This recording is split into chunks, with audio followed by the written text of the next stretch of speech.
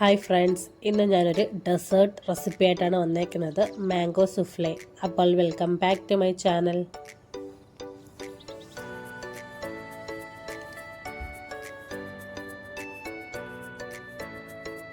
ഇതിനായി ഒരു ബൗളിലേക്ക് 10 ഗ്രാം ചൈന ഗ്രാസ് എടുക്കാം. ചൈന ഗ്രാസ് എല്ലാ സൂപ്പർ മാർക്കറ്റിലും ഇപ്പോൾ അവൈലബിൾ ആണ്. ഇതിലേക്ക് കുറച്ച് വെള്ളം കൂടി ഒഴിച്ച് ഒന്ന് സോക്ക് ചെയ്യാൻ വെക്കാം. ചൈന ഗ്രാസ് പെട്ടെന്ന് മെൽറ്റായി കിട്ടാൻ വേണ്ടിയിട്ടാണ് ഇങ്ങനെ സോക്ക് ചെയ്യുന്നത്.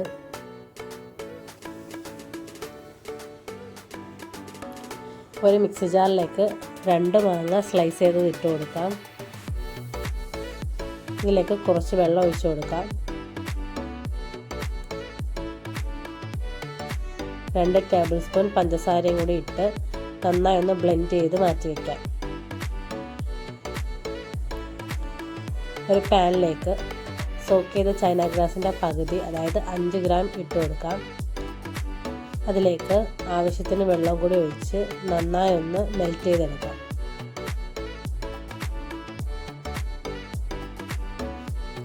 ഇതിപ്പോൾ മെൽറ്റായി വന്നിട്ടുണ്ട്.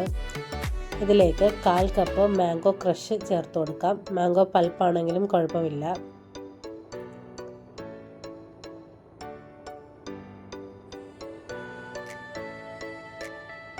നന്നായി മിക്സ് ചെയ്തെടുക്കാം.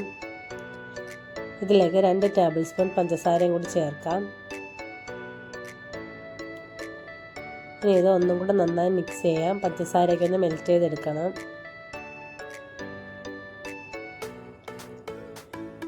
ഇതൊരു ബൗളിലേക്ക് ഒഴിച്ച് സെറ്റ് ചെയ്യാം. ഫ്രിഡ്ജിലോ ഫ്രീസറിലോ വെച്ച് സെറ്റ് ചെയ്യാം.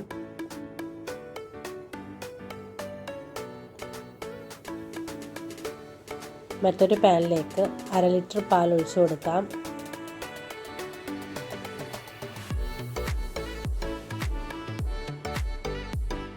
ഇതിലേക്ക് 1/4 കപ്പ് കണ്ടൻസ്ഡ് മിൽക്ക് ചേർക്കാം. നന്നായി മിക്സ് ചെയ്ത് കൊടുക്കാം.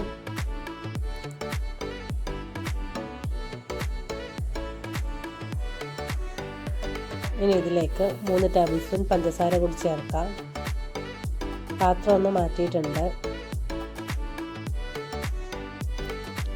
ഇനി 3 ടേബിൾ സ്പൂൺ പാൽപ്പൊടി കൂടി ചേർത്ത് നന്നായി മിക്സ് ചെയ്തെടുക്കാം. പാൽ നല്ല ക്രീമി ആയിട്ടിരിക്കാനാണ് പാൽപ്പൊടി ചേർക്കുന്നത്. ഇനി ബാക്കി വന്ന ചൈന ഗ്രാസ് കൂടി നമുക്ക് മെൽറ്റ് ചെയ്തെടുക്കാം. മെൽറ്റായിട്ടുണ്ട്. ചൂട് പാലിലേക്ക് ചൈന ഗ്രാസ് മെൽറ്റ് ചെയ്തതും കൂടി ഒഴിച്ച് നന്നായി ഒന്ന് മിക്സ് ചെയ്തെടുക്കാം. ഇതിൻ്റെ ചൂടൊന്ന് മാറുമ്പോൾ ഫ്രീസറിൽ വെച്ച് ഒന്ന് തണുപ്പിച്ചെടുക്കാം. അപ്പോഴേക്കും നമ്മുടെ ജെല്ല് റെഡി ആയിട്ടുണ്ട്. ഇതിനെ നമുക്ക് ചെറിയ പീസസായി കട്ട് ചെയ്തെടുക്കാം.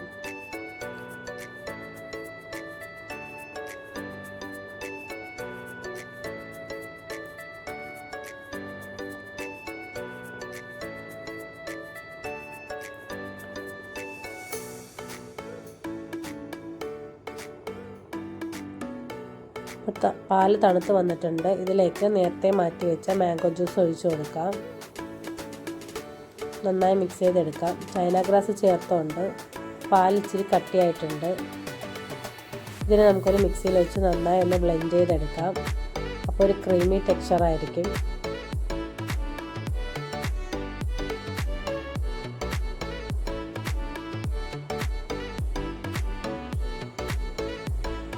ഇതിനെ ഒരു ബൗളിലേക്ക് ഒഴിച്ച് സെറ്റ് ചെയ്തെടുക്കാം.